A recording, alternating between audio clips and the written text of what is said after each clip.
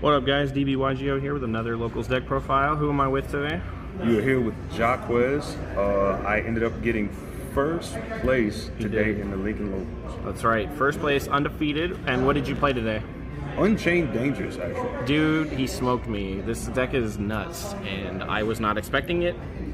And yeah, he rolled people today. I was watching it. Oh man, I watched one of your matches, and I saw something that's crazy, and I was like, man, I might need to start playing that card. But yeah, dude, he went 4-0 today, and he drove down here from Omaha. Yes, sir. Come play with us today. And do you remember your matchups? Yes, sir. My round 1 was against Prank Kids. My round 2 was against you. Me, yeah. My round 3 was and I against... played Harpies. Yeah, my round 3 was against Tri Brigades, and my round 4 was against Dark Magician, actually. That's right. We had someone that was 3-0 with Dark Magician today, too. Listen, and a lot of that spell and trap destruction is like sliding under the radar with all these monster effect negates. So it's a good choice. It's the same reason why Altergeist got 3rd and 4th at the extra. Yeah. Oh, I hate Alter. One of my least favorite decks. You can't hate on multi-fate. You can't hate on multi-fate. I can and I do. No, come on. I hate multi-fate so much. It's all right. It's all good. Cut my girls right. some break. It's all good. No, they obviously did better than I did. I didn't play. It'd be like that sometimes, G. Yeah. All right, we'll go ahead and get into the deck profile. This deck's awesome. All right. Yep. Go ahead. So, starting off with the standard ratios, these have been coming under, fire lately. Some people have been taking them out, but I still believe in 3 Sarama. Sarama's good. Yeah, 3 Sarama, 3 Rikea, 3 Aruha. These two are your big play starters usually, but in this deck, Sarama can also be a very good play starter. Go ahead, shimmy him down as you see fit. All of these come up they're really impactful. Sarama is the main reason why I can play some of the cards that I can play in the extra deck, which is what I'm going to get to later. Hit y'all with the spice. We like the spice. All right, and then of course, we got to play him. We got to play the doggo. I drew him like 3 or 4 games, but he still comes up. I love my boy. He's the goodest of boys. I saw you link away someone with that, and I was like, oh. Oh yeah. Oh, probably the Rugal in the Tri Brigade. Yes, it was Ben. That's right. Probably the Rugal. Abominable Unchained Soul at 2. It's just really good at 2. He's good at chain. He's good for chain blocking, and he gets a lot of additional benefits from the dangers. Like even if say you draw a danger like Bigfoot, you draw Bigfoot or Thunderbird, and even if you just have the chamber set and him in hand, that's still 2 pieces of destruction because he's going to come down, destroy one, and then then the dangers are going to activate because they were discarded. Yeah, you did that, and the Thunderbird against me. Yes, sir. And it paid off really big. The value is just great. So for the danger package, we are actually playing 1 Thunderbird, 2 Bigfoot, 1 Nessie, 1 Jack. The reason being is right now a lot of things are face up, and even if they're not, when you're pitching them off of Abominable, Abominable can still pop the set card. He'll take care of the other one. Yeah. He'll pop the set card, and then he'll go ahead and then Bigfoot can go ahead and pop one of them face up. Same thing with Thunderbird. He'll pop the face up, and then Thunderbird will take care of the back, or they can combo off and hit 2 of the same kind if that's all that's available. Jackalope came up big today, like in the Dark Magician matchup. I had Abominable. I chain blocked. I had one of my monsters destroyed. Chain blocked the Aruha with Abominable effect. Abominable comes down, pitches the Jackalope. My opponent negates this so that he doesn't. My opponent negates that so that he isn't able to non-target and pop a card. But then I was able to get the Disaster. And then get the Thunderbird and still make a rank 8, and then go for double Matt Zeus. I'm gonna go for Matt Zeus. That's right. More in terms of monsters. These are just. So I played 3 Ash Blossom as the only hand trap in the main. Don't look at the one with the feet. We're not degenerate, I swear. I just don't have another forehead. It's all good. Hey, I got common ones you can use. Please don't say the C word. This is a family store. But yeah, so 3 Ash Blossom is just enough. So this deck is really good at breaking boards. This is just enough to weaken boards to the point where I'm able to take them out.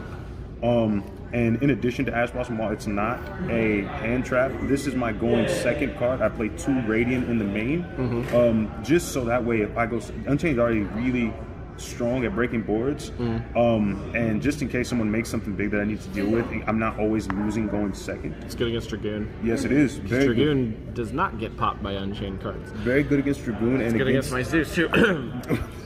Listen, you got to let that go. You can't keep letting that weigh on your spirit, bro. Oh, speaking of feet ash, when I got third place with Harpies last week, right. I was playing the feet ash because I was too lazy to swap them out with my non-feet ash. But then for the deck profile, I swapped to them. I was like, I don't want to show these. He said, I can't have this. Those can't be on camera. I can't have this be what I'm known for, bro.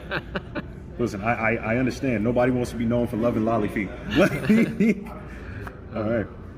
For consistency cards, in addition to the dangers, which is another thing that they're really good at, we have Abomination's Prison.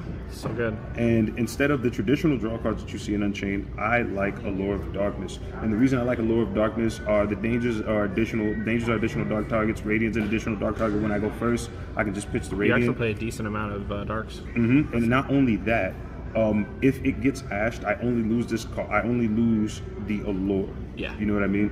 So I'm not losing, so much of my extra deck. I'm not losing so much of my extra deck for either Prosperity or this. I prefer Allure in this particular build.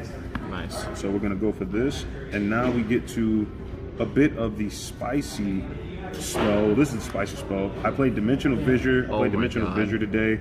It came up really big. I was asking myself, and I was talking to some of my friends. Shout outs to Ethan. Shout out to Ethan. Shout out to Olive. What's the one thing that a lot of the meta has trouble dealing with? And it's banishing things. So sitting on the banishing things and not allowing them to immediately activate spell cards. So sitting on this really, really helps. Came up very big against Tri Brigade, for example. Wow. And against Print Kids. Escape. Chamber, self-explanatory. We use these to pop. We use these to special summon. Again, like I was saying with Abominable. This plus him in a danger is still 2 pieces of interruption, even if you see nothing else. In addition to that, like combo with a danger in hand is at least 4 pieces of interruptions. That's 4 destructions. Dude. We have summon limit. We have Summon Limit, Anti-Spell Fragrance, and Imperial Order. These are self-explanatory. We just kind of don't want the opponents to play the game. Yeah, and Spell Fragrance, holy crap. Spell Fragrance is so good, man, because against Unchained, with Unchained, you can still set your Abomination's Prisons, and then you can just pop them and then still have them resolve for at least a special summon effect. So you don't really suffer under this nor Imperial Order. But then also your opponent sets their important spell cards, and then you just pop them with your stuff, and it's like, what do you do? Absolutely, and then you can just go on a field day with Abominable and Dangers and have all kinds of fun making your opponent suffer. You popped my Feather Duster with it today.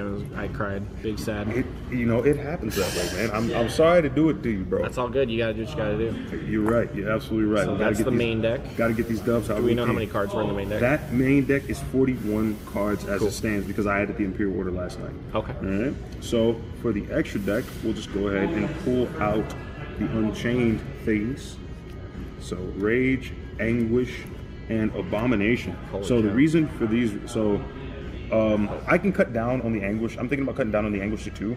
Don't really need it. Don't really go into it at 3. It's just kind of there, just in case the opponent does something cheeky, like there's a Maximus involved or something like that. I have something to send. But Abomination, you don't really go into that often, and when you do, you're usually trying to close the game out with it. So 1 is fine. Rage is the MVP. Rage is always the big boy. He links with your opponent's monster on their turn. In like the Sky Striker matchup, for example, if you link with their monster, they don't get the Ray back because it's being linked away. So good. Oh man, it's so great.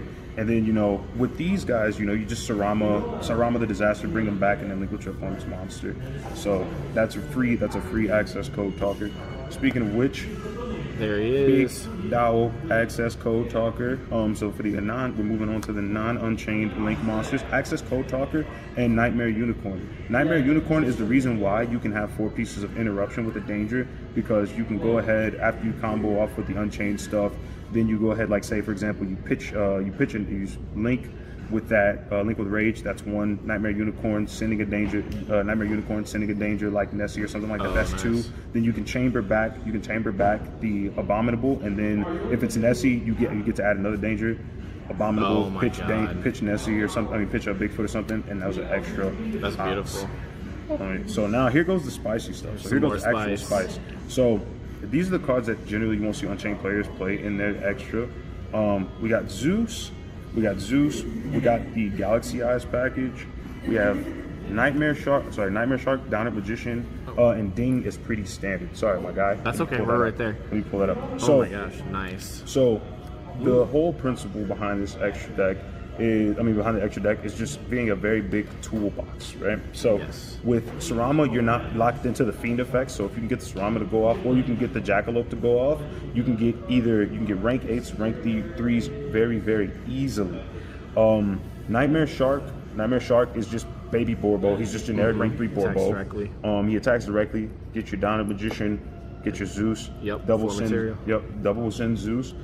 Ding is just really good. Like after you've already baited the Dark Magician, like the Dark Magician negate. The Dragoon negate. The Dragoon negate. Get this out. Go ahead, send that. Attack Zeus. These guys are in case you're able to make the rank 8 play. So like say for example, what I did today was I abominable and sent the Jackalope, popped something. Then I went once the board was cleared, I went Galaxy Eyes Prime, I overlaid for Galaxy Eyes Prime, and then I overlaid Photon. I overlaid Photon over it, attack for 4K, and then that is also a 4-mat Zeus. Yeah, you did that against me. Yes, I also did that to somebody else. Like last week, I had 4-mat Zeus and Access Code Talk on the board at the same time. Oh my god. So, but that's why the dangers are so good. They add a lot of versatility and allow you to play around with the extra deck and do a lot of stuff you generally wouldn't. I like that. And another cool thing about Zeus in this deck that I think a lot of Unchained players really need to understand is that destruction effect. So like you can attack into something, and then since it died by battle, go ahead, attach a material to Zeus, and then also your Unchained monster floats. So you get an extra material to attach under Zeus. So say if you go for the Ding and you only have one left, get that material attached to Zeus, and then you also still get an Unchained monster after that. Oh wow. So that is the main, and that is the extra. Do you want to do side? Do you want to do side? I do not want. All right, then let's do it. All right, so for the sides today, we sided. So these were my hand traps that I sided. I count Chaos. I'm going to count Chaos Hunter in the side. It's definitely a hand trap. Yeah. And wow, I saw you drop that against Ben playing Tri Brigades, and he could not play. Yes, man. It was actually really interesting. He said he had called by in his hand. Yeah. Yeah. Can't call. He's like, oh, that's not a Lancia. Yeah. See, that's what I'm saying, man. Like, so my friend Olive, shout outs to her for giving a lot of ideas and putting her input. Was talking about Chaos Hunter versus Lancia, and she feels Lancia is really strong. But I was like, that's susceptible to called by. That's susceptible to quite a few things, and it's only once per turn. So even if, say, they hard draw the Revolt, or they have to find a way to into the Revolt or something, they can still banish things on my turn. Even if he had the Revolt in that situation, he could not Omen banish anything because Chaos Hunter would still be on the board, right? Nuts. So that's the reason for Chaos Hunter. It's just it's a floodgate with a body, right? It's also amazing? You can discard dangers off of it and trigger them. That's also another reason why I did it, because you have to discard for the effects. So you can discard the danger, you get a pop, you get a special summon, you get something, and then Chaos Hunter comes down and you get to keep going. Droll and Lockbird didn't come up today, but still, in case Drytron or anything comes around, it's just always nice to have it. I think you drolled me, but it didn't really matter. Yeah, you were telling me it was in a position where it didn't really do much. Yeah. And that's the big thing is, like, I feel like a lot of decks play around Droll now, like even Drytron a bit with the Nova, and now with the Nova, and now with what's it called, like some Diviner plays and things like that. I mean, with Fafnir being able to Foolish and then pick things up is just, I don't feel it's as strong as it used to be. Yeah. Ghost Bell is really Ghost Bell has her niche uses, but she's really impactful. I feel in the times where she is used, stopping the Revolt, stopping Revolt invocations, things like that are really impactful. Stopping the pickups if you see shadows. That's why she's in here. I just had her at 2 because I really wanted to focus on going first, super hard. So we got the Solemns in case I go. We got the Solemns in case I go first. And then more of the banish cards, just like I was saying, I really want to focus heavily on banishing because I feel that's the strongest thing that you can do in the meta against the meta right now. Yes. So just to protect the cards, just protect my back row and things like that, protect my floodgates. That's what the Solemns are for, and also stop Zeus summons. I'll let my opponents waste the mats. I'll let my opponents waste the mats, and then once they summon the Zeus, Solemn Judgment, get out of here. Yes, sir. And then we have the Double Storms and the Feather Duster. That's right. Pretty self-explanatory. I didn't really see too many back row matchups outside the 6-minute background matchups outside of the Dark Magician matchup, you had some cards in there that ended up getting activated because I had Lightning Stormed them, but I much rather get that stuff off the board and then just play Unchained from there and let the game work itself out. Yeah, for sure. But this, my side overperformed today. Different Dimension Grounds is really, really good. I had someone try and activate a Twin Twister against me. Macrocosmos wouldn't have got it. Macrocosmos would have gotten popped. Activated Different Dimension Grounds. They still had to stop their turn. I thought about citing those today because I played Trap Tricks, but I didn't. So. Oh man, I would highly recommend. I might do that. It sounds pretty awesome. Oh yeah, the Banish came up real big today. Sweet. Well, no, I appreciate the deck profile. That is a sick deck. I love it. It's annoying, but I love it. Thank you so much, man. It's fun. It's we've been fighting in the Discord. Me and my buddy Darius. Shout out to Darius, by the way, my training buddy. We've been preaching new, unique Unchained builds for a while now, and it's really nice to see them perform.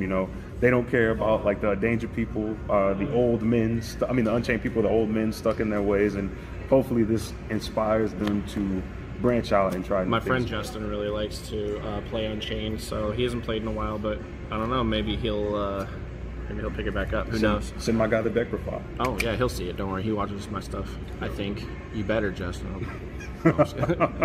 All right, cool. You want to give any other shout outs? Like I said, man, shout outs to Olive, shout outs to Darius, my sparring buddy. He plays a lot of the Danger stuff with me. We go over text. Shout outs to my buddy Ethan, who was also here at the event. He won last week, but he had a rough time this week. Yeah. And big shout outs to my wife Athena. She is the reason. She has the playmat. She is the one who blessed me with the good draws. This is Monster Hunter. For any of you guys who don't know, my man, the Bubble Dragon. Zitsune. I love this monster. I love this mat, and I love my wife. You know what? I love my wife too. Loving wives is awesome.